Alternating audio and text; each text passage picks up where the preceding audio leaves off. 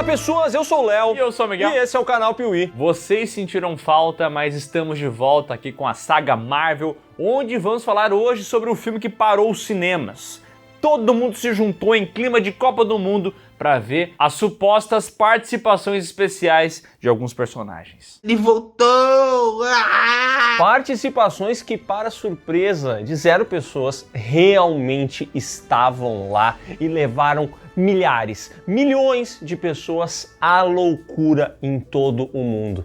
Hoje é dia de a gente falar sobre o famoso filme dos 3 Miranhas, Homem-Aranha Sem Volta para Casa. Afinal de contas, será que depois de todo esse tempo e sem o hype, sem a empolgação, aquele clima de estádio, será que esse filme era tão legal quanto ele parecia ser? Apague as luzes do seu quarto porque está começando mais uma parte da saga MCU aqui no canal Piuí. Eu convoco você e mais 2 versões suas qualquer para dar like aqui no canal Piuí, por favor, tá? Porque todo mundo tem conta fake, né? Isso é normal. Então a pessoa pode ir entrar com as outras contas e deixar like também. Excelente.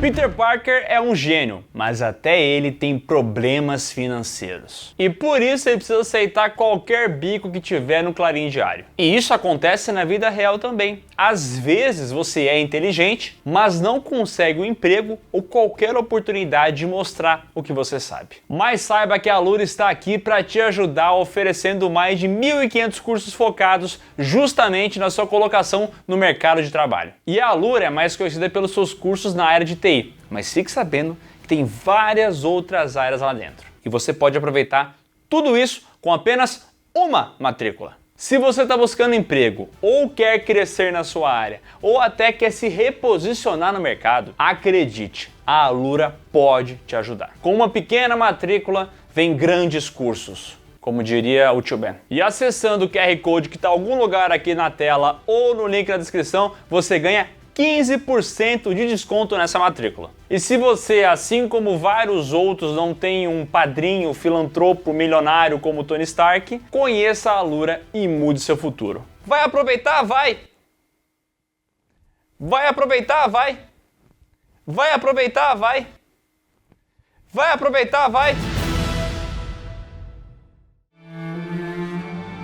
Na última parte dessa franquia, a gente falou sobre Eternos e Shang-Chi, filmes supostamente diferentes da Marvel, onde ela usou um pouco mais, que deram bem errado, né? Não fizeram tanta grana assim, no caso de Eternos não foi nem bem nas críticas, mas sabe como é que é, né? Quando você não sabe pra onde ir, quando você não tem escapatória, é só chamar o Homem-Aranha, né? Sou eu, Peter Parker.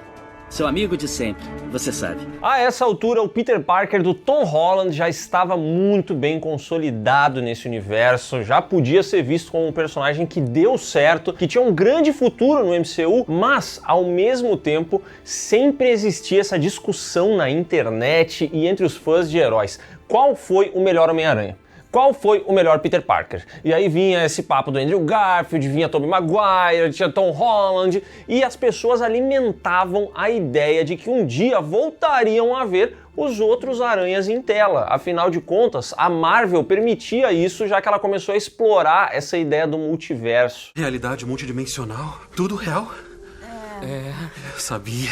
Sem falar que Homem-Aranha 4, o filme que continuaria a história do Homem-Aranha do Tobey Maguire, nunca aconteceu. E as pessoas sempre ficavam com a vontade de ver o que ia rolar e tal. Amazing Spider-Man 3 também não aconteceu, então tinha muita gente com saudade dos personagens. São heróis que deixaram de existir, mas parece que nunca tiveram um adeus digno, entendeu? Eles simplesmente sumiram. Eu sinto muita falta deles. E a Marvel, que já tinha apresentado o multiverso no MCU, que trabalhou muito isso lá na série Loki e que viu o sucesso de Homem-Aranha no Aranhaverso, começou a perceber que tinha coisa aí e decidiu, de fato, unir esses personagens. E aí começaram a sair aqueles trailers, a internet ficou enlouquecida atrás de pistas. Será que realmente a gente vai ver os personagens? Só que daí teve uma imagem vazada do Andrew Garfield com uma mão num tubo de aço. Aí as pessoas falaram assim, não, mas essa imagem é fake. Mas não era fake coisa nenhuma. And it's a Photoshop. Absolute. Mentiroso! Isso porque de fato aconteceu. O filme dos 3 Miranhas. That's a magic number. Lançado em 2021 com o roteiro de Eric Sommers e Chris McKenna e direção de John Watts, o trio responsável pelos filmes anteriores lá do Homem-Aranha no MCU. Homem-Aranha assim volta pra casa, começa com uma mensagem de Tom Holland, Tobey Maguire e Andrew Garfield falando: olha, a gente se juntou pra fazer o filme e tal, e você vai gostar, foi muito legal e tudo mais. Quer dizer, essa é a versão do DVD do Blu-ray, né? Porque no cinema não tinha isso. Era um mistério. A gente te ama. Já tava na hora. Eu esperei meses. E por falar em mistério, o filme abre com o nosso querido Peter Parker sendo justamente desmascarado, né? Sendo revelado como o Homem-Aranha e sofrendo muito ódio. Afinal de contas, lembrando do filme anterior, ele foi tido como responsável pela morte do Mistério, que era um herói para o mundo. Então aqui, Peter Parker começa a ser hostilizado pela população e se vê obrigado a pegar Mary Jane no colo e sair com ela pela cidade. Não dá pra ver nada com a sua mão na minha... Foi mal, desculpa. Pra onde a gente vai? Sei lá, pra sua casa. Chegando na sua casa, ele encontra o Happy sendo chutado pela sua tia May, que infelizmente não gosta mais do rapaz ali, tá falando: olha, foi só um lance e tal, agora tchau. E é por isso que é só um rolo. E rolou, né? Foi legal. A turma se tranca ali, se inicia uma confusão, helicópteros do lado de fora do apartamento. O Datena, né? O Datena, o comandante Hamilton. E aí ele começa a gravar tudo lá e a situação fica tão tensa que a polícia leva todo mundo pra depor. E eles não querem depor coisa nenhuma. Eles falam: eu quero um advogado. E qual advogado aparece pra salvar a vida do nosso querido Miranha? Bom, tenho boas notícias, Peter. Como é fácil me fazer ficar hypado com essa porra desse personagem. Ele mesmo, Matt Murdock, o demolidor da série da Netflix, que aparece aqui pra fazer essa participação e nesse momento o cinema já vibrou e todo mundo já gritou. Mais menos, né? Mas foi a primeiro momento de empolgação, de explosão, entendeu? E, inclusive, ele já demonstra aqui os seus reflexos, porque alguém joga um tijolo pra dentro da casa e ele simplesmente pega o tijolo no ar. Como é que você fez isso?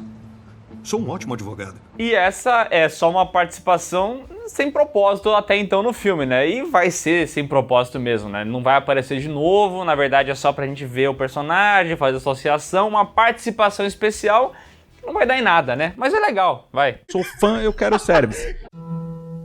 Graças a Matt Murdock, a turma consegue se liberar da polícia ali, ficam de boa, inclusive Peter Parker e os jovens voltam à escola, e aí a gente já vê que eles são recebidos de uma maneira totalmente diferente, afinal de contas todos viraram celebridade. E aqui a gente tem um segmento do Flash Thompson fingindo que é amigo do Peter, entendeu? Pra conseguir a fama, ele já escreveu um livro sobre o assunto, é uma parada que vira meio a turma do Didi, assim, né? Inclusive tem umas cenas que não estavam na versão do cinema, Que não fazem falta nenhuma. que foram pro Blu-ray, que são entrevistas da turma de jornalismo da escola com os alunos. Cara, essas cenas, elas dão vergonha se você assistir. Ainda bem que alguém foi lá e falou assim: não, John Watts, vamos cortar isso aqui não vai pro filme final. Se a aranha que te deu os poderes estivesse aqui agora, diria valeu ou valeu por nada?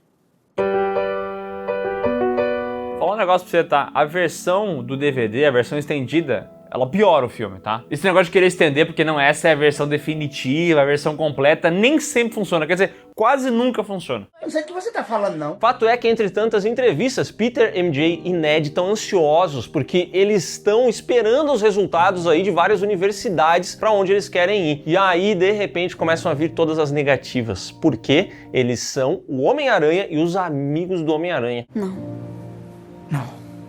E você? E aí, quando esse trio não consegue entrar no MIT, que é para onde eles realmente queriam ir, aí bate uma tristeza e o Peter pensa assim: rapaz, eu tô ferrando meus amigos.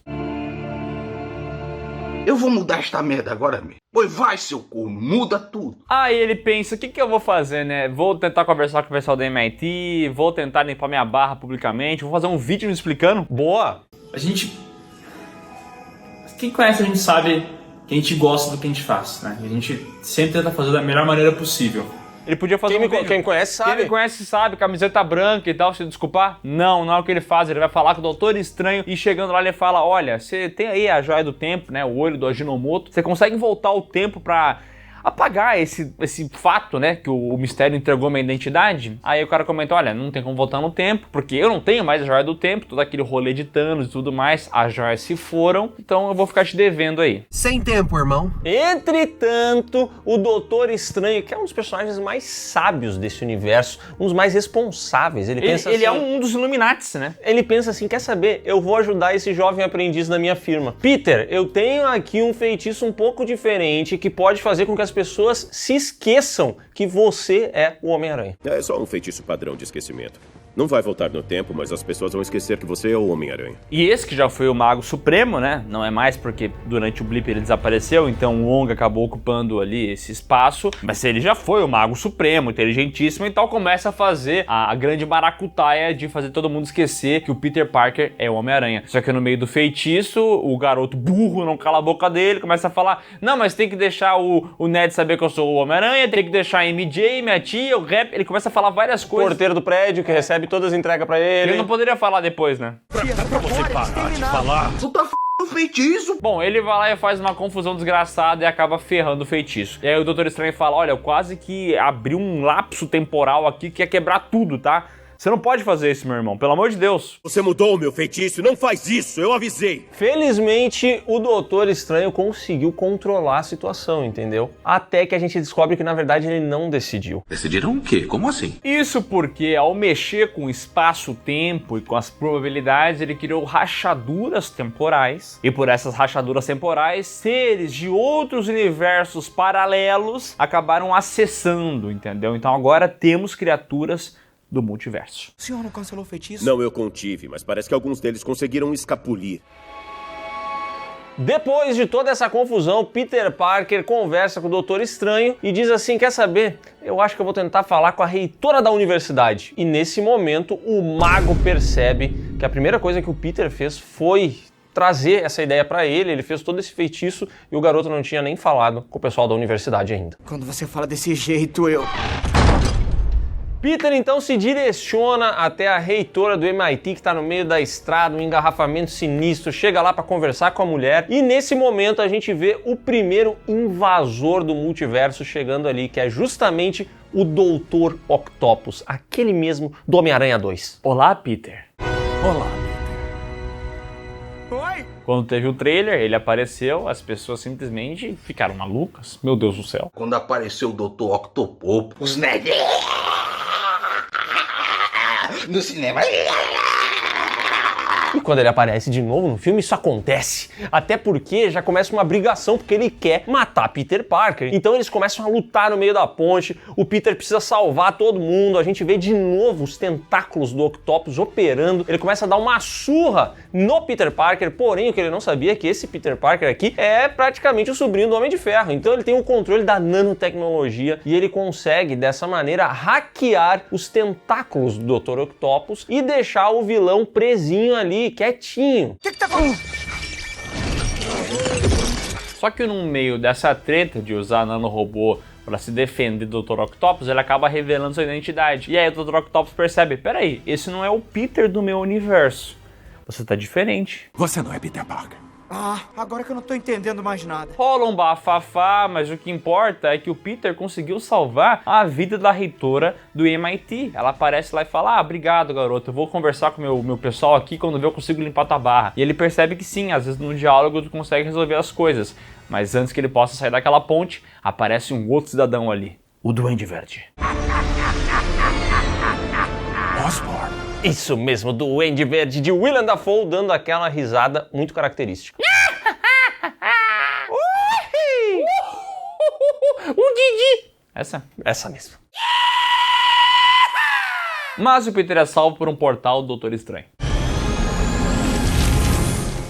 E assim, nesse início, já dá pra perceber que esse filme não tem um roteiro muito bom não, né? Afinal, ele é cheio de furos, cheio de conveniências. A motivação do Peter é até genuína, né? Ele quer limpar a barra dele e de seus amigos. Mas ele não ter pensado em conversar com a reitora, ele não ter uma ideia um pouco mais inteligente, ter que conversar com o Doutor Estranho, pedir um feitiço. O Doutor Estranho quer pra ser inteligente fazer o feitiço. Caraca, velho, que isso? Irresponsável! eu? É um início muito contraditório, especialmente com o personagem Doutor Estranho, né? Coloca ele numa situação de responsabilidade tão grande quanto a de um adolescente. Então isso é muito esquisito, é muito incoerente. É tipo eu emprestar o carro pro meu primo de 11 anos, pra ele impressionar o pessoal na escola. Que isso? Porém, a grande realidade é que quando as pessoas foram assistir a esse filme nos cinemas, elas não estavam esperando uma grande história. Elas queriam era a nostalgia e a diversão. E vou dizer, nesse aspecto, o filme entrega, porque nesse momento, quando aparece o Dr. Octopus e o Duende Verde, se você teve alguma relação com esse personagem, com esses filmes no passado,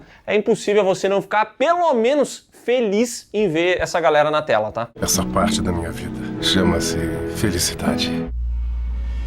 Chegando no porão do Sanctum, ele inclusive percebe outros vilões do universo do Aranha, mas não do universo do Aranha do Tom Holland, sim de Tobey Maguire e Andrew Garfield. Isso porque a gente vai ver lá o Largato, como meu pai gosta de falar. E aí o ex-mago supremo, que de inteligente não tem nada, começa a comentar sobre o que está acontecendo. Ele fala, olha, quando eu mexi no espaço-tempo para mudar as regras das coisas, eu acabei criando fissuras. E por essas fissuras, essas criaturas do multiverso acabaram invadindo, querendo acabar com Peter Parker. Mas para desmentir isso aí, na sequência, a gente percebe que o Peter Parker vai ser enviado para capturar essas criaturas que escaparam. E uma delas é o Electro. O Electro não sabia lá no universo do Andrew Garfield que o Homem-Aranha era o Peter Parker, né?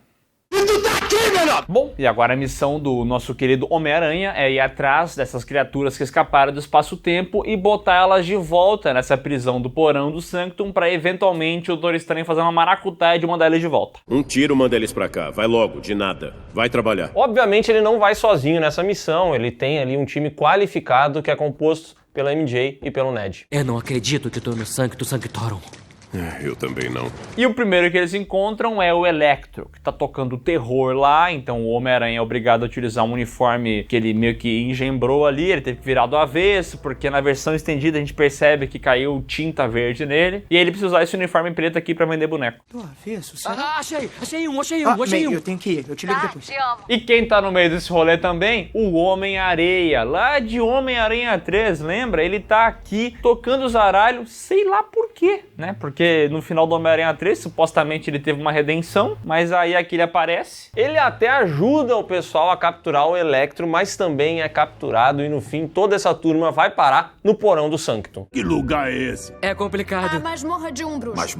Masmorra de bruxo? E visualmente algumas coisas desse filme incomodam, tem uma cor meio lavada em alguns momentos, na cena da ponte é tudo, sei lá, parece que passaram um Vanish e perdeu a cor. E só que assim, além disso tem o CGI também, né? Você pode passar um pano falando, olha, é que o filme foi feito na época da pandemia, correria pra entregar o filme, coisa arada e tal, mas é bem cômodo em alguns momentos, né?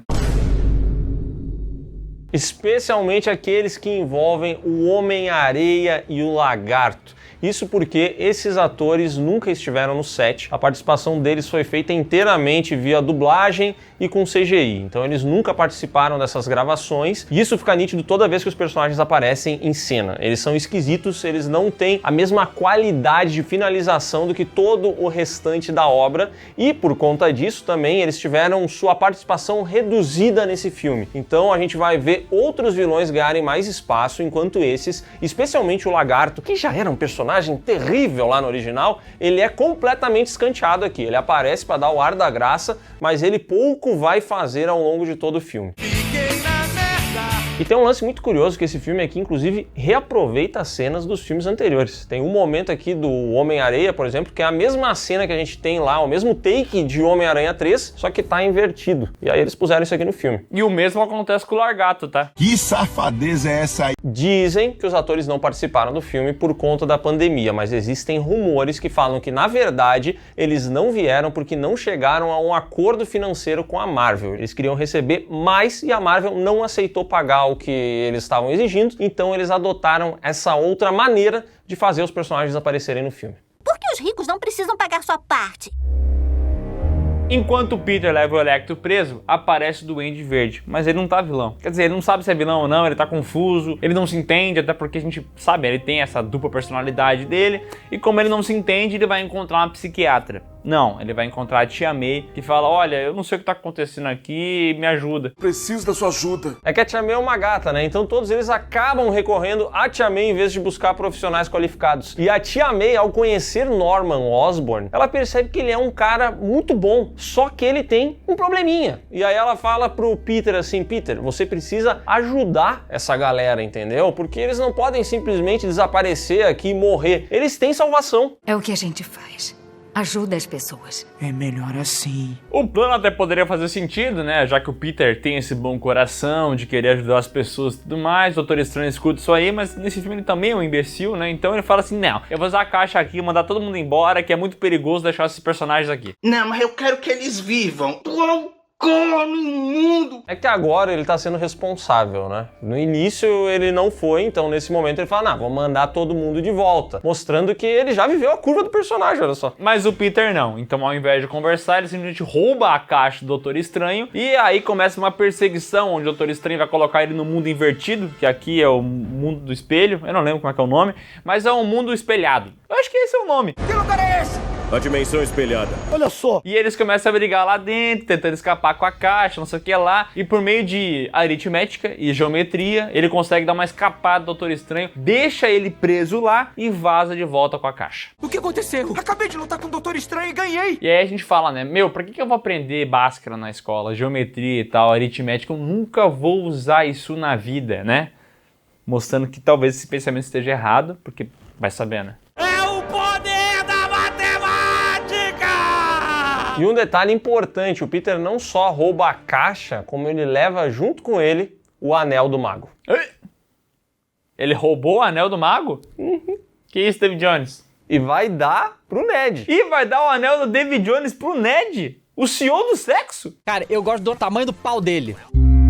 Com a caixa mágica de brinquedo do Doutor Estranho, os jovens voltam até o porão do Sanctum, se reúnem lá com os vilões e falam, ó, a gente vai tentar ajudar vocês. Se alguém fizer bobagem, a MJ vai apertar um botão e todo mundo vai sumir, vai voltar pros seus universos e vai morrer. Então, ó, todo mundo pianinho. E eles então vão até a casa do Rap, onde tem ali um mini laboratório Stark. Tem uma máquina do roteirista, que o roteirista bota o que ele quer e a máquina faz. Demais, cara. O que é isso?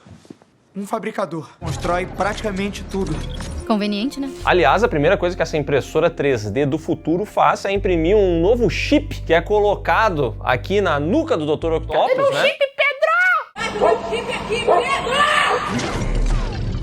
Ele era controlado pelo chip do Pedro antigo, que transformou ele nesse grande vilão, mas agora com um chip limpinho, um chip novo. Um chip inibidor. Um Pentium 4. Nesse momento, ele volta, ele retoma a consciência e vira um cara do bem. Está tão calmo. Eu já tinha esquecido. Eles também desenvolvem um botão que eles botam no peito do Electro pra ele se controlar. Desenvolvem ali uma suposta cura pro Homem-Areia. Vão desenvolver uma pro Largato. Também eles percebem que nem precisam fazer mais nada com o Duende Verde, já que aparentemente ele está do bem, né? Agora ele conseguiu conversar com a Tia May, então ele resolveu seus problemas. Eles começam a se preparar e tal. Só que numa cena, que olha só, é muito bem dirigida, curiosamente, o nosso querido Peter Parker percebe que algo de errado não está certo. O Duende Verde mostra sua verdadeira face, não é mais Norman Osborn. Ele fala, hahaha, Peter achou que eu tinha desaparecido, mas eu tava aqui o tempo todo de olho. Nossa, ele fala que nem um Mr. Catra, assim.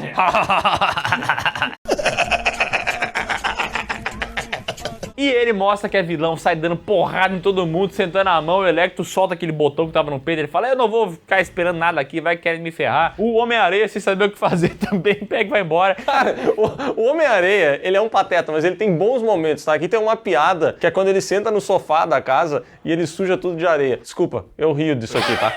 Pô, boa cena. Me desculpe. Mas aqui, o que ele tá fazendo? Por que ele se revolta do nada? Porque teoricamente ele quer voltar pro mundo dele pra ver a filha dele, né? Sim. É o que ele quer. E de quebra ele ainda vai ganhar uma cura, né? Porque eles vão curar ele. Então por que ele tá ajudando os vilões? Ele não tá ajudando os vilões. O Electro e o Duende Verde se unem. E o resto da turma pensa assim, quer saber? Não tem esse caos. Eu vou fugir, eu vou embora daqui.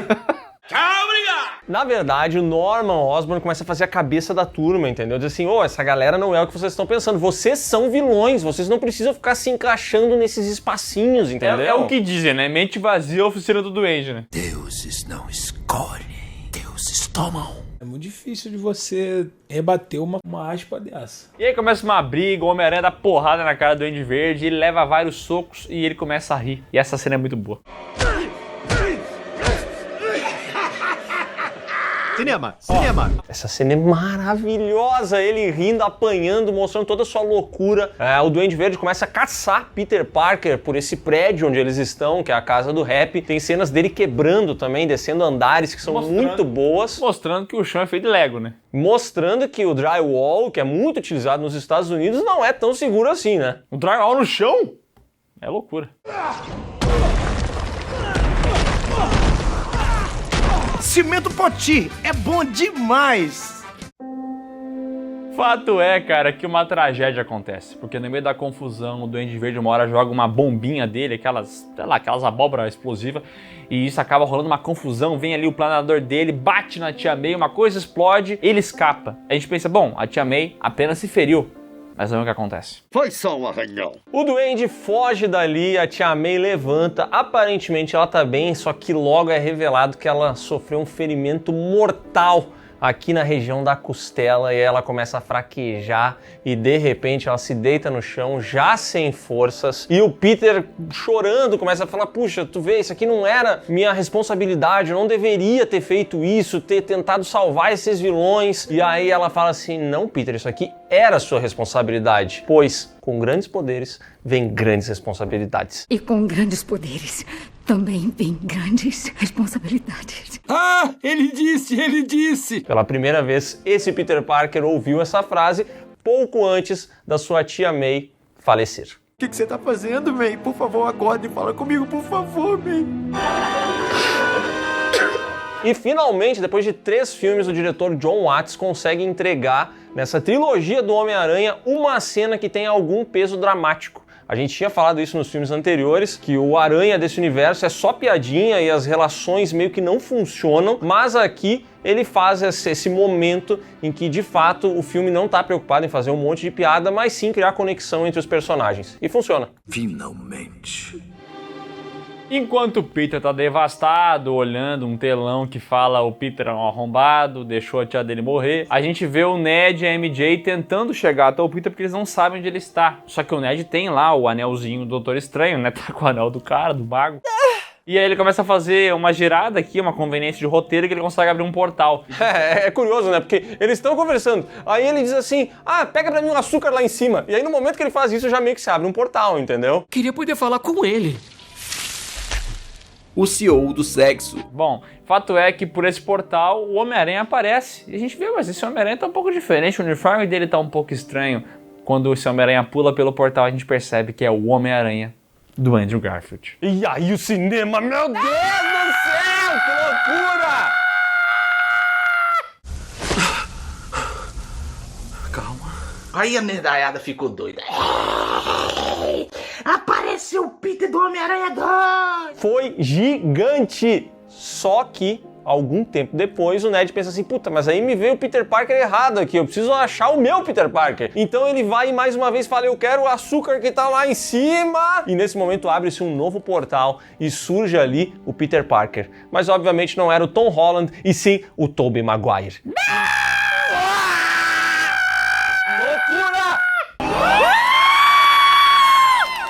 Se você tava no cinema nessa época, foi massa. Você sabe a experiência que foi, entendeu? É gol na Copa do Mundo, é alegria, todo mundo gritou no cinema, bateu palma. Foi uma loucura, porque as pessoas sabiam que isso ia acontecer, entendeu? Mas não se tinha certeza, porque várias coisas eram vazadas, as informações também não tinham tanta precisão assim. Também começou uma corrente muito bonita das pessoas não entregar os spoilers, né? Então quem já tinha visto o filme não falava nada.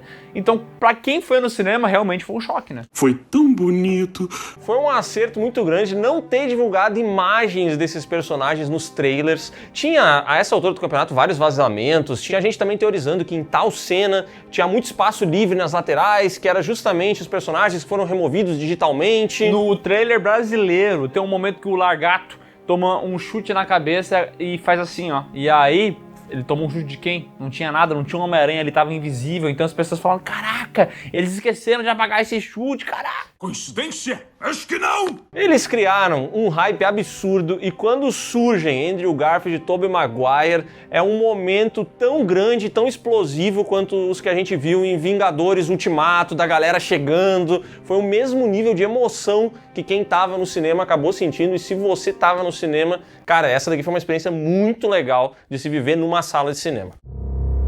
Os dois meninos vão até o Peter Parker do Tom Holland e começam a falar assim: ô meu queridão, a gente também já sofreu e tal, já perdi aqui o meu tio, eu já perdi minha namorada. Começa ali uma rinha de sofrência pra ver quem sofreu mais. O meu tio Ben morreu, foi culpa minha.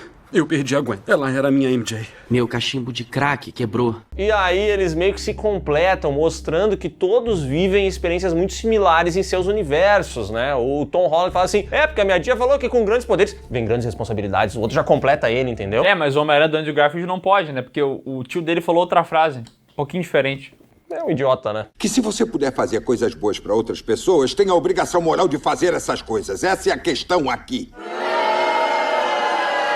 Só faltou o Libélula nesse momento aqui pra falar que o tio dele uma vez disse que com grandes poderes vem uma porrada de mulheres. Com grandes poderes vem... grandes responsabilidades? Eu ia dizer uma porrada de mulheres, mas se quiser ser virgem pro resto da vida... O trio então se une e vai pro laboratório para desenvolver uma cura pros vilões, porque teoricamente, curando eles, todos teriam personalidades muito boas. São pessoas do bem em condições muito desfavoráveis, entendeu? E eles vão lá e produzem a cura. E é ali que rola, inclusive, a referência ao meme dos três miranhas se apontando, né? Muito legal. Peter! Oi? Desculpa, era com ele? Você? Em um estalar de dedos, eles desenvolvem as curas e são brabos, tá? Demais. São bravos, foi papo de 2 horas. E vão até a Estátua da Liberdade com o plano de atrair os vilões até lá. Então eles ligam até a live do J. Jonah Jameson, fazem uma maracutaia lá e agora os vilões vão atrás dos miranhas. Onde é aqui, exatamente? Um lugar que representa segundas chances. Só que enquanto eles estão esperando, os três miranhas começam a interagir. Então a gente tem aqui um momento, por exemplo, em que os Peters do Andrew Garfield e do Tom Holland descobrem que o Tobey Maguire produz teias orgânicas. Ele não tem nenhum aparato tecnológico ali. E aí eles começam a perguntar, inclusive, se essas teias saem só do pulso ou se elas saem também de um outro lugar. E ela só sai do seu pulso ou sai de mais algum outro lugar? Só dos meus pulsos. Accurate Spider-Man. Também fazem piadinha de estalar as costas um do outro. Boa piada, tá? É boa. Tem vários momentos muito bons aqui. Esse momento do filme é só pra você ficar olhando assim, ai, que legal. E é muito legal. E tem um momento em que os vilões começam a se aproximar, que daí o Peter do Andrew Garfield reúne a galera e fala assim, gente, eu amo vocês. E aí os outros dois respondem ele com o clássico, obrigado. Eu amo vocês. Obrigado. Pobre. E começa a pancadaria, é soco na cara do lagarto, é eletricidade voando pra lá e pra cá, é o Homem-Areia sem saber o que fazer também, mas ele tá ali brigando com todo mundo. Não sei o que ele quer da vida, mas ele tá ali, entendeu? Eu só queria ver a minha filha. Fato é que eles se dividem ali, Peter 1, Peter 2, Peter 3, só que esses caras não sabem trabalhar em equipe, então dá tudo errado e eles decidem que vão atacar um vilão por vez, entendeu? Eles começam ali pelo lagarto e pelo Homem-Areia, os dois são curados, né? Vai ter uma cena de perseguição naquele local, aí tem a MJ e o Ned correndo também pelos cantos, esses dois estão sempre atrapalhando, mas fato é que logo eles se livram desses dois vilões, porque como os atores também não estavam no set, era mais difícil trabalhar com eles, né? Então vamos tirar logo de cena. Sabe daqui, meu! Aí eles botam também um botão no peito do Electro e ele também não tem mais poderes, agora ele se acalma, coisa arada, fica até de boa, inclusive tem um diálogo dele com o Andrew Garfield que ele comenta assim, cara, eu nunca tinha te visto sem máscara e tal. Como é que ele sabia a identidade? E eu até achei que você fosse negro. E ele fala, deve ter algum Homem-Aranha negro por aí. Fazendo uma referência ao Miles Morales. Deve ter um Homem-Aranha negro por aí em algum lugar. Eu sou o Homem-Aranha. Quando tudo parece bem e parece que resolveram os problemas, aparece o Duende Verde. Ele sai atacando todo mundo lá bem louco, porque sabe como é que é o Duende Verde, né? Ele é maluco. Ele faz as coisas porque quer fazer, porque é doido. O Homem-Aranha pode sair para brincar. E ele começa a destruir a Estátua da Liberdade, aquela construção inteira começa a ruir, e aí os miranhas precisam salvar os amigos do Peter Tom Holland que estão ali. Então o Ned, ele é resgatado pela capa do Doutor Estranho. Isso porque no meio dessa correria toda, eles abrem um portal e acabam libertando o Doutor Estranho, que já surge ali na cena, e a capa dele acaba salvando o garoto. Já a MJ não tem a mesma sorte, porque ela cai da Estátua da Liberdade. O Peter do Tom Holland tenta tenta salvar ela, não consegue, e aí o filme entrega pra gente talvez aquele que seja o grande momento de fanservice de toda essa obra, que é o Peter do Andrew Garfield tendo a oportunidade de salvar a MJ daquela forma que ele não conseguiu salvar a Gwen Stacy.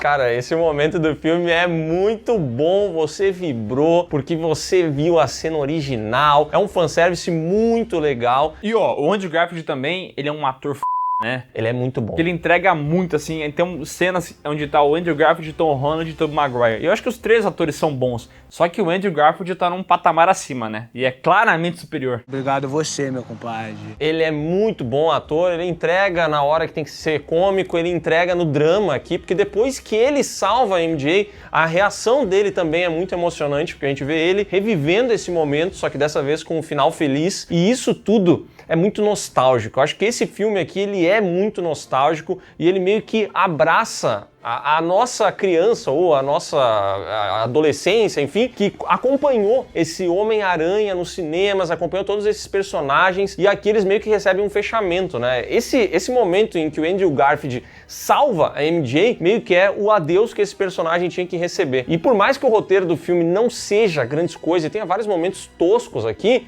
no fim das contas, a gente vê os três Miranhas, a química que eles têm e fica com vontade de ver mais dos três juntos. Eu preciso! O Homem-Aranha do Tom Holland e o Duende Verde saem no X1 e os outros ficam só olhando, né? Eu acho que eles falam, deixa ele, vai brigar ali, é a vez dele e tal. No meio dessa briga, o momento dá ruim, o Duende Verde vai matar o Homem-Aranha do Tom Holland, mas quem aparece lá pra salvá-lo? O Homem-Aranha do Tobey Maguire. E aí sim, o Peter Tom Holland consegue aplicar a cura em Norman Osborn, que retoma sua consciência e fala assim, caraca, onde é que eu tô, bicho? Peter, o que eu fiz? E a essa altura do campeonato, o que era uma rachadura virou um rombo, e esse multiverso está uma loucura, a situação está caótica e o Doutor Estranho... Começa a aparecer vários supostos personagens que vão invadir o mundo, né? E aí aparece o Rhino lá em cima, aparece o Kraven também em algum momento, tem mais um monte de borrãozinho assim. It's Morbid time. E o Doutor Estranho pensando assim, caraca, não acredito, cara, o Kraven, vão acabar fazendo um filme ruim com ele, precisamos fechar isso agora. E a única maneira que ele tem de acabar de consertar essa solução toda é de fato fazendo com que todos se esqueçam quem é o Peter Parker. Peter, você não pode fazer isso, você vai sofrer muito, mas faz. E aí isso significa que Peter Parker não vai mais ter a amizade dele com o Ned, não vai mais ter o amor da MJ, e que todo mundo que conhece ele, inclusive o Rap, também vão esquecer dele. Então isso é muito triste, mas o nosso personagem, depois de 3 filmes, na verdade mais de 3 filmes, né, porque tem os Vingadores, Guerra Civil também, ele passou por uma transformação onde ele aprendeu alguma coisa e ele fala, tudo bem, eu aceito, pode fazer o feitiço aí pra geral me esquecer. Antes disso ele dá um adeus pros Homens-Aranhas, eles vão embora assim. Homens-Aranha. Homens-Aranha. Tu precisa de um professor! E aí ele dá um tchau pra essa galerinha, ele vai lá dar um beijinho na MJ, se despede do Ned, dá um beijo na boca dele também, e assim ele vaza. O feitiço é feito, o mundo se esquece de Peter Parker e alguns dias depois a gente vê que ele alugou um apartamentinho. Não sei como, quem que é o fiador dele? Porque CPF ele não tem, né? Já que ele foi esquecido da humanidade inteira, ele é um John Doe? Não, ele tem CPF, as pessoas só não lembram quem ele é, né? Será? Sim. Mas se todo mundo esqueceu, quem registrou ele, quem botou o CPF dele lá, também esqueceu. Mas a pessoa que te registrou não sabe quem tu é. Tá, mas eu tenho o meu código. A pessoa do cartório que registrou minha filha há 1 ano não faz ideia de quem ela é. Todo mundo esqueceu dele, fotos que ele tava, vídeos que ele tava, tudo foi apagado. Inclusive o documento. Droga. É o depósito calção. 3 vezes o valor do aluguel mensal. Fato é que ele retorna e decide visitar a MJ e o Ned, ir lá falar quem ele é, né, tentar se reconectar com esses amigos. E quando ele chega no local onde a MJ trabalha, ela está lá, o Ned também, eles estão comemorando sua entrada no MIT e é ali que Peter, que já tinha até um discurso pronto, percebe que no fim das contas os seus amigos estão melhor sem ele. Que ser amigo do Homem-Aranha é um fardo muito ruim. Então ele decide ir embora e deixar eles ali em paz. Quer mais alguma coisa? Não. Obrigado. Eu gosto dessa cena porque ele olha pra MJ, ele quer falar, só que ele percebe que ela tá machucada e tal. E ele entende por esse machucado que, tipo assim, essa vai ser a vida dela se ficar junto com ele. Ela vai estar sempre em risco, sempre todo mundo vai querer acabar com ela e tal. Então, deixa pra lá. Ele percebe que para proteger quem ele ama, ele vai ter que abrir mão dessas pessoas. Então ele sai dali, vai pro seu apartamentinho velho, começa, veja só, a costurar o seu uniforme. Enquanto escuta uma clássica até. Não aprendi a dizer adeus, mas tenho que aceitar que amores vêm e vão, são aves de verão. E é ali que ele finalmente vive essa curva que a gente quer há 3 filmes. Faz esse menino virar homem, pelo amor de Deus. E aqui ele vira homem, vai costurar o seu uniforme, vai ser o Homem-Aranha de verdade, o Homem-Aranha raiz, que sofre muito aí no seu dia a dia, é um baita de um ferrado, não tem dinheiro, não tem amigo, não tem nada.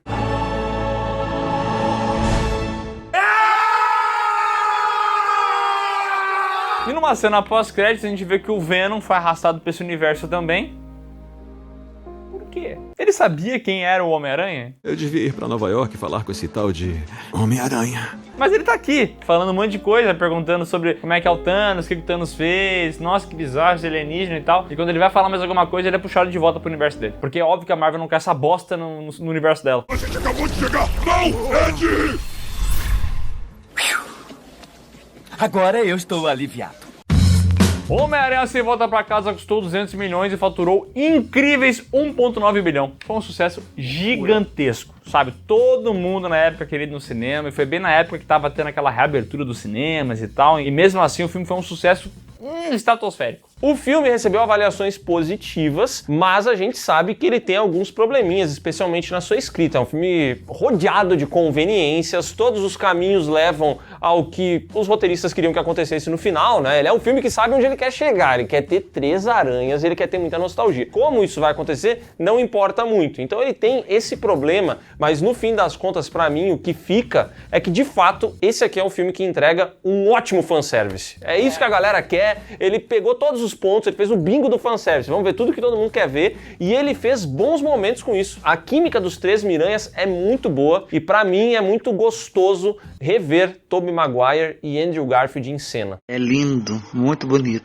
Agora, rever esse filme assim não é tão gostoso pra mim, tá? Porque eu acho de verdade que esse filme ele tá muito atrelado à experiência que você teve no cinema. Então, a sua memória do filme talvez é mais incrível do que ele realmente é. Reassistir ele é uma tarefa curiosa, até que você começa a notar algumas coisas e fala, caraca, mas demora tanto assim pra aparecer os 3 Miranhas? Nossa, e essa parada aqui, essa conveniência? Tem vários problemas, várias coisas que você pode perceber, mas quando você tava, né, embriagado de nostalgia lá em 2021, você nem conseguiu olhar pra isso. Esse filme tem pra mim também um momento que felizmente aconteceu, que é a morte da Tia May. Eu sentia muita falta dessa parte dramática, acho que o Peter não viveu isso com o Tony Stark, ele foi viver lá no Vingadores Ultimato, a cena da morte e tal, mas era uma relação que era sempre construída em cima de piada, né? E aqui a gente teve finalmente esses momentos dramáticos, e é um filme que pra mim encerra deixando um caminho muito maravilhoso para esse Peter Parker do Tom Holland, que finalmente vai poder viver essa experiência de ser esse Homem-Aranha ferrado. Então eu acho que ele coloca o personagem num lugar muito melhor de onde ele pegou. E eu espero que daqui pra frente o John Watts não dirija mais nada do Homem-Aranha, porque esse diretor é fraquíssimo, fraquíssimo, fraquíssimo. Pra mim, assim, olha, esse filme tem 1 ou 2 momentos